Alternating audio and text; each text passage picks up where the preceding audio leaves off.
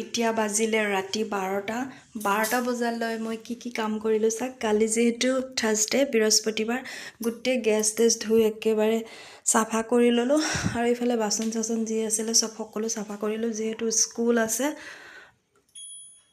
আৰু এতিয়া যাম অকণমান মুখ চুখ ধুই পেলাই। ওম সাইৰাম। এয়া হ'ল আমাৰ ফটাশিলৰ ছোটা চিদ্ৰি। আৰু চিৰদি ক'ত আছে আপোনালোকে সকলোৱে জানে, মহাৰাষ্ট্ৰত আছে। আৰু নাজানো বাবাই কেতিয়া মোক যাবলৈ কেতিয়া টানে বা কেতিয়া মই যাব পাৰোঁ।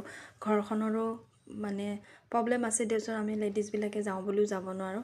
ছোটা চিদ্ৰিৰ পৰা প্ৰত্যেকটো ৰবিবাৰে অন্নদান কৰা হয়, যিসকলে মানে ফুটপাথত আৰু যিসকল কিছুমান কেতিয়াবা হস্পিটেলতো দিয়ে, গভৰ্ণমেণ্ট হস্পিটেলত তেওঁলোকে খোৱা যোগান ধৰি। দেখিছে কিমান ভক্ত আছে বা কিমান মানুহ আছে এনেকৈ এবেলা খোৱাৰ কাৰণে ৰাস্তাত অ'ত ত'ত পৰি থাকে বা খাবলৈ মানে প্ৰব্লেম হয়।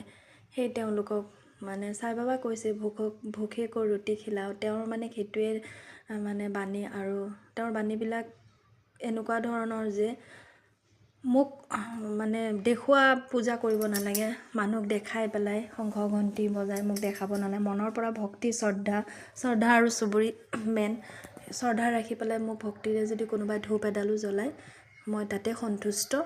গতিকে আৰু যিসকল মানে দুখীয়া মানুহ খোৱাত লোৱাত মানে প্ৰব্লেম হয়, তেওঁলোকক যদি ভোকীক যদি এবেলা পেট ভৰাই ভাত খুৱাই দিয়ে তেওঁ তাতে সন্তুষ্ট।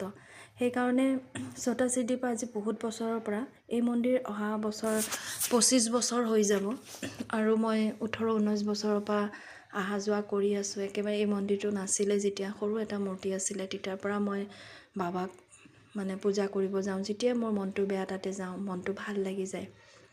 আৰু যিসকল বয়সস্থ মানুহ ল'ৰা ছোৱালী ওলাই দিছে, ৰাস্তাত কিছুমান পৰি আছে, অনাথ আশ্ৰমত আছে, কেতিয়াবা ৰেলৱে ষ্টেচনত দেখা যায় ল'ৰা ছোৱালী প্ৰফেচাৰ ৰেলৱে চাকৰি কৰে, কিন্তু মাক বাপেক বুঢ়া হোৱাৰ কাৰণে ঘৰৰ পৰা খেদি দিয়ে।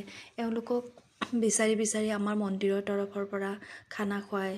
আৰু কেতিয়াবা দেখিছোঁ ঠাণ্ডাত, এই মাজতে ইমান ঠাণ্ডা গ'ল, কেঁকুৰি থকা অৱস্থাতো বহুত মানুহ দেখিলোঁ। দেখাৰ পাছত মন্দিৰৰ কৃতপক্ষই সকলো নিজৰ ইনকামৰ পৰা অকণমান মানে এক্সট্ৰা কৰি উলিয়াই বহুত কম্বল দান কৰা হৈছিলে। মাজতো দেখিছোঁ যে গৰীব দুখীয়া ল'ৰা ছোৱালীবিলাকক চুৱেটাৰ বিতৰণ কৰা হৈছিলে। তাকে ভগৱানে কৈছে যে আপোনাৰ ইনকামৰ এটা অংশ গৰীব দুখীয়াক যদি দিব পাৰে আপোনালোকে। আমি পৃথিৱীখনত দুদিনৰ কাৰণে আহিছোঁ নহয় জানো।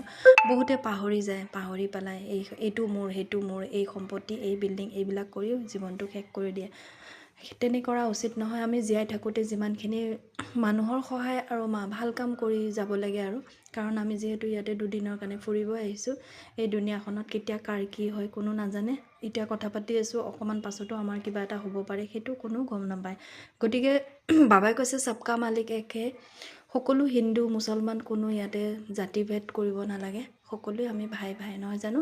আমি প্ৰথমতে এটা কথা হ'ল আমি মানুহ হিচাপে আমি সৰ্বশ্ৰেষ্ঠ মানুহ। গতিকে মানুহে মানুহৰ প্ৰতি মৰম থকা দৰকাৰ। কোনোবা যদি বিপদত আছে তেওঁক আমি যিমানখিনি পাৰিছোঁ সহায় কৰিব লাগে। সদায় বেয়া কথাৰ পৰা দূৰত ৰাখিব লাগে। বাবাই কৈছে কোনোবাই অপমান কৰিলে সহ্য কৰা। সেয়ে